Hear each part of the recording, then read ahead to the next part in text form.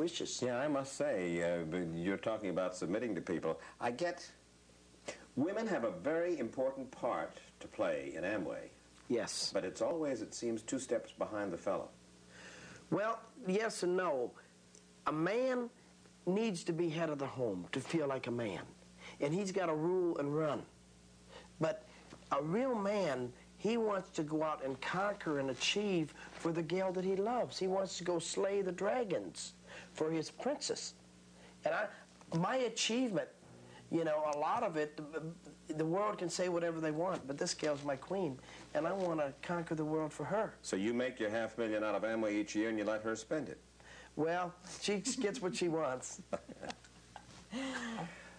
Final question, I think. 10,000 people, let's say, came here this weekend. Yes, roughly, I guess. Okay. They had to pay admission? They had to pay to come in. How much each night? It was a package deal, and it's $15 per head to come in for the weekend. So 10,000 times 15 is $150,000 gross. Something like that. And then you sell them all kinds of tapes. No, we don't. Records? We don't sell them anything. We allow other people. For an example, Sammy Hall comes in and the Golds come in, and they entertain, and they got T-shirts and music and everything, and they make money there this weekend from selling that stuff. But these guys are every week during the day, they're in a losing ministry in the schools fighting the dope problems and everything else. And whatever profit they make, we allow those people to come in and make whatever profit they can make to support their ministries, because we believe in those ministries and those are causes. But even that $150,000 for the weekend, don't you make some money out of that yourselves? Sometimes we do and sometimes we don't. Depends on the show and the expenses, and we don't go into it as a profit-making venture. We go into it as something that's needed. The first one I had, I was made $25,000 for the whole year in my business. And the first function I had, it cost me $5,000. I went in the whole $5,000. But it was worth it, because, you know, you're putting it all on the line for one weekend. One weekend a year, you're putting it all on the line. So you try to do the best, and you want to eat, live, and sleep. And sometimes, you know, I've gone to 3 and 4 o'clock in the morning because you're just trying to give them that extra ounce that they can get out there and make it, you know, so they'll go for it. It's quite a show. It's apparent, Dexter, that you're her hero. Do you have any? Yes, I have a lot of heroes. Clean Americans, guys like Rich DeVos and Jay Van Andel. I love the President of the United States for his commitment at 70 years of age when he doesn't have to. I love guys like Red Skelton. I've had J. Paul Getty. I've read his book, As I See It, and he was just so honest, and he put it on the line.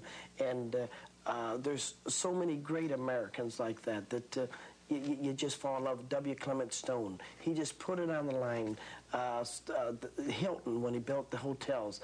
Guys that are sharing with other people that want to come up. But, you know, it's sad, so many people ending up, I get accused a lot of times of brainwashing people.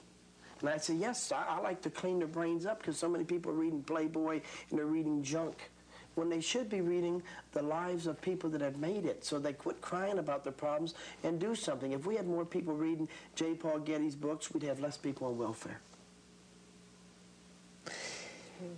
People say, well, come on, Amway has become a kind of cult. It's almost a religious cult. People worship Dexter Yager, or they worship Van Andel and DeVos. You're brainwashing people.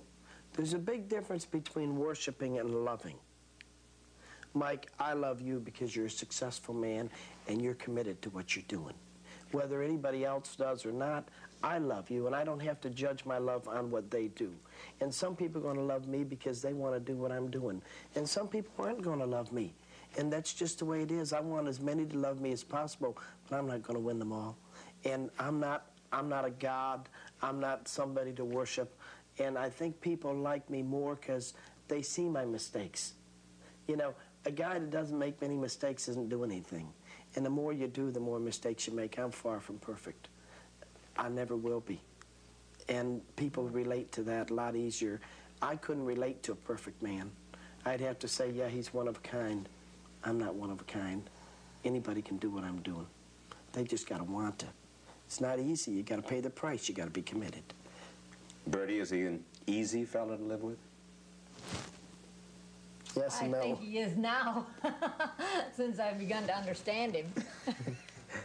I didn't understand how anybody could be a workaholic and love it, because I wasn't that way. But as I began to open my mind a little bit more and realize what he was like, I began to understand more of him, and now he's easy to live with. Cut. Perfect. Perfect.